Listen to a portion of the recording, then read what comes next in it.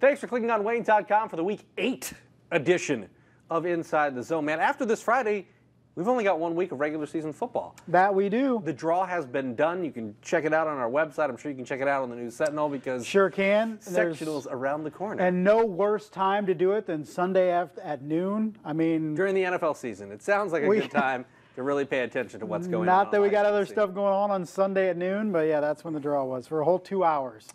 Many people wondering where Snider's going to end up, how they're going to fare specifically in 6A. We'll talk about that in the coming weeks. But SAC fans want to know how they're going to fare this week. It's Dwenger at their place, at Snider's place.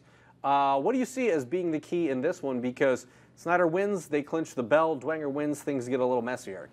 Well, Dwenger's looked very impressive the last couple weeks, and they come from behind with victory over Bishop Luers last week to win the Battle of the Bishops. And then you look at a Snider team that gave up a lot of points to Northrop.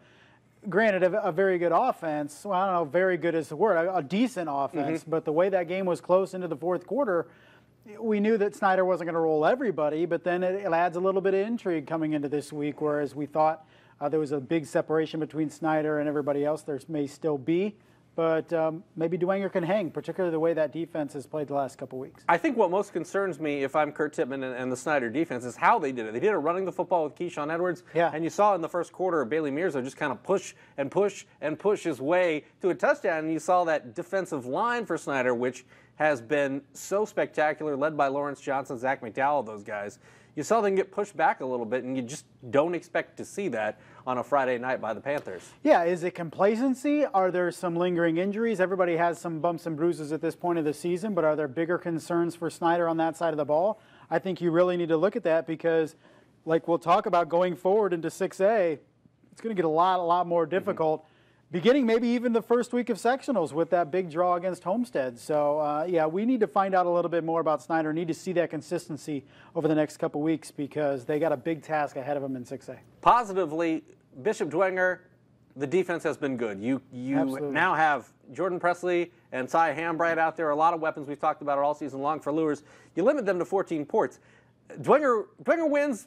They win ugly, but they still win. Yeah, they do. And I think it took maybe a half of the season to really get a new group of guys really comfortable in that defense. They lost a lot of guys. Frank Yanko, Peter Winklejohn come to mind. Just really mainstays on that defense. They had new bodies on defense, particularly up front. So I think it maybe took a couple games for them really to feel their rhythm.